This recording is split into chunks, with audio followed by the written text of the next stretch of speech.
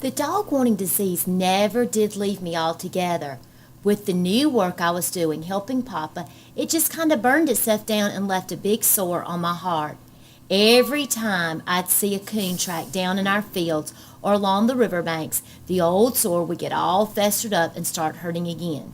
Just when I'd given up all hope of ever owning a good hound, something wonderful happened. The good Lord figured I had heard enough and it was time to lend a helping hand.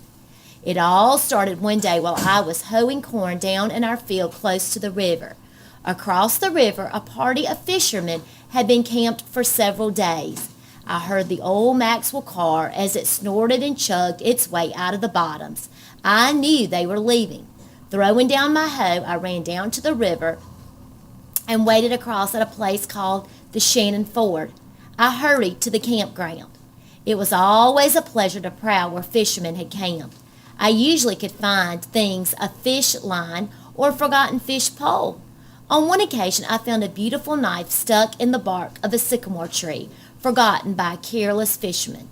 But on that day, I found the greatest of treasures, a sportsman's magazine discarded by the campers. It was a real treasure for a country boy. Because of that magazine, my entire life was changed. I sat down on an old sycamore log and started thumbing through the leaves. On the back pages of the magazine, I came to the for sale section. Dogs for sale. Every kind of dog. I read on and on. They had dogs I'd never heard of, names I couldn't make out. Far down in the right corner, I found an ad that took my breath away. In small letters, it read, "Registered red-bone coon hound pups, $25 each." The advertisement was from a kennel in Kentucky. I read it over and over. By the time I had memorized the ad, I was seeing dogs, hearing dogs, and even feeling them. The magazine was forgotten. I was lost in thought. The brain of an 11-year-old boy can dream some fantastic dreams. How wonderful it would be if I could have 2 of those pups. Every boy in the country but me had a good hound or 2. But $50? How could I ever get $50? I knew I couldn't expect help from Mama and Papa. I remembered a passage from the Bible my mother had read to us. God helps those who help themselves. I thought of the words. I muddled them over in my mind. I decided I'd ask God to help me. There on the banks of the Illinois River, in the cool shade of the tall white sycamores, I asked God to help me get 2 hound pups. It wasn't much of a prayer, but it did come right from the heart. When I left the campground of the fishermen, it was late. As I walked along, I could feel the hard bulge of the magazine jammed deep in the pocket of my overalls.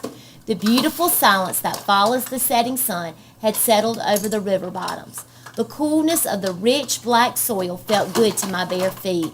It was the time of day when all furry things come to life. A big swamp rabbit hopped out of on the trail, sat on its haunches, stared at me, and then scampered away. A mother gray squirrel ran out of the limb of a bur oak tree, and she barked a warning to the 4 fury balls behind her. They melted from sight in the thick green. A silent gray shadow drifted down from the top of a tall sycamore. There was a squeal and a beating of wings. I heard the tinkle of a bell in the distance ahead.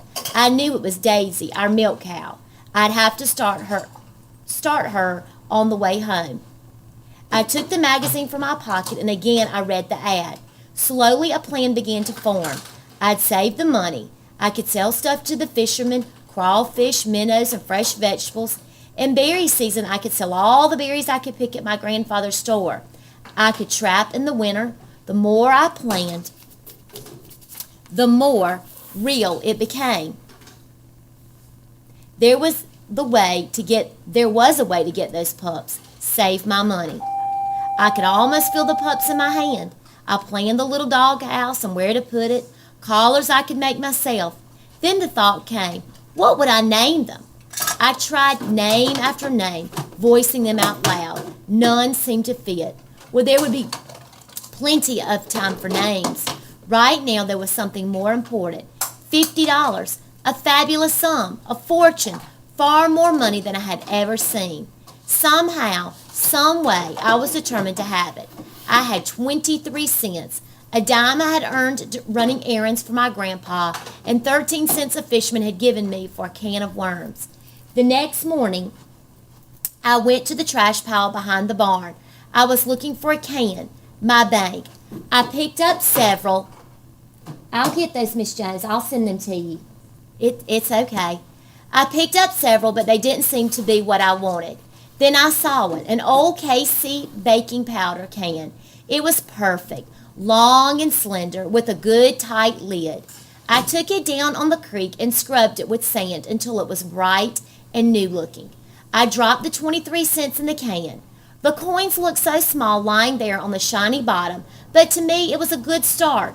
With my finger, I tried to measure how full it would be with $50 in it. Next, I went to the barn and up in the loft.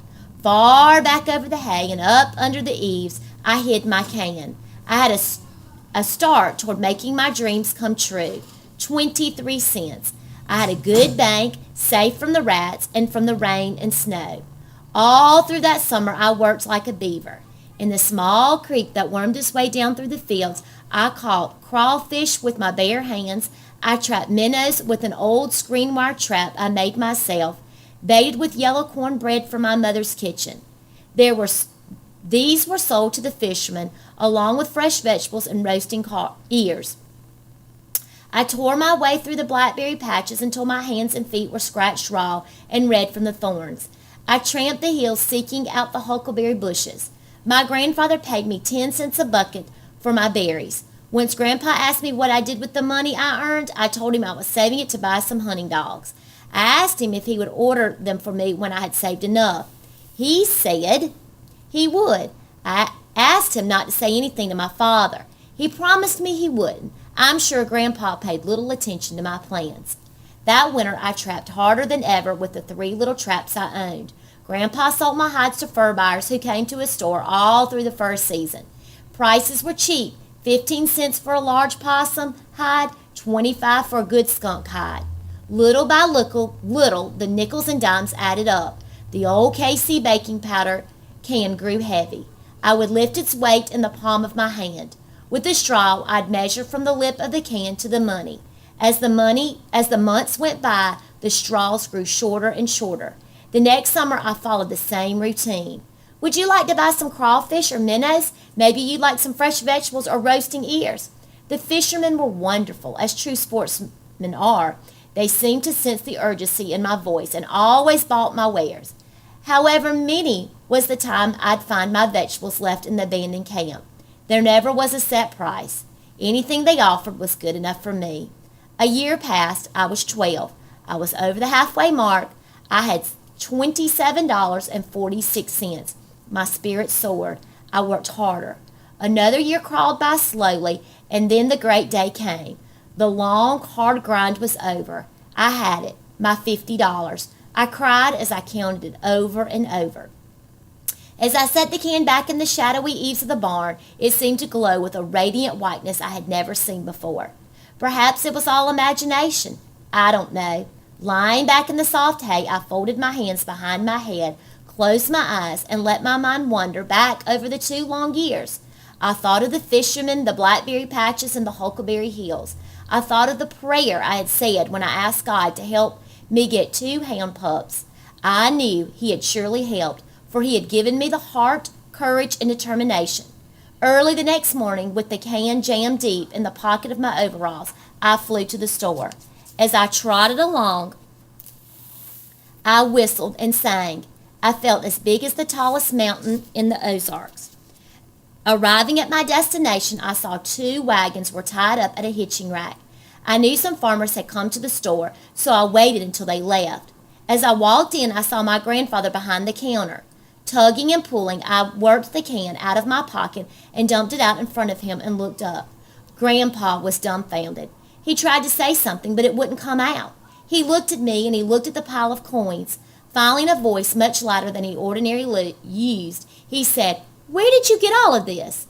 "I told you, Grandpa, I was saving my money so I could buy 2 hound pups, and I did. You said you would order them for me. I've got the money, and now I want you to order them." Grandpa stared at me over his glasses and then back at the money. "How long have you been saving this?" he asked. "A long time, Grandpa." "How long?" "2 years." His mouth flew open. In a loud voice he said, 2 years? I nodded my head. The way my grandfather stared at me made me uneasy. I was on needles and pins. Taking my eyes from him, he glanced back at the money. He saw the faded pieces of paper sticking out from the coins. He worked it out, asking as he did, "What's this?" I told him it was the ad, telling where to order my dogs. He read it, turned it over, and glanced at the other side. I saw the astonishment leave his eyes and the friendly old grandfather look come back. I felt much better. Dropping the paper back on the money, he turned, picked up the old turkey feather duster, and started dusting where there was no dust. He kept glancing at me out of the corner of his eye as he walked slowly down to the other end of the store, dusting here and there. He put the duster down, came from behind the counter, and walked up to me, laying a friendly old work-calloused hand on my head. He changed the conversation, saying, "Son, you need a haircut." I told him I didn't mind. I didn't like my hair short. Flies and mosquitoes bothered me. He glanced down at my bare feet and asked, "How come your feet are cut and scratched like that?" I told him it was pretty tough picking blackberries barefoot. He nodded his head. It was too much for my grandfather. He turned and walked away. I saw the glasses come off and the old red handkerchief come out. I heard the good excuse of blowing his nose. He stood for several seconds with his back towards me. When he turned around, I noticed his eyes were moist. In a quavering voice, he said, "Well, son, it's your money. You worked for it, and you worked hard. You got it honestly, and you want some dogs. We're going to get those dogs." That was as near as I came to ever hearing my grandfather say bad words. He walked over and picked up the ad again, asking, "Is this 2 years old too?" I nodded. "Well, the first thing we have to do is write this outfit. There may not even be a place like this in Kentucky anymore. After all, a lot of things can happen in 2 years. Seeing that I was worried, he said, "Now you go on home. I'll write to these kennels and I'll let you know where I get an answer. If we can't get the dogs there, you can get them someplace else. And I don't think, if I were you, I'd let my pa know anything about this right now.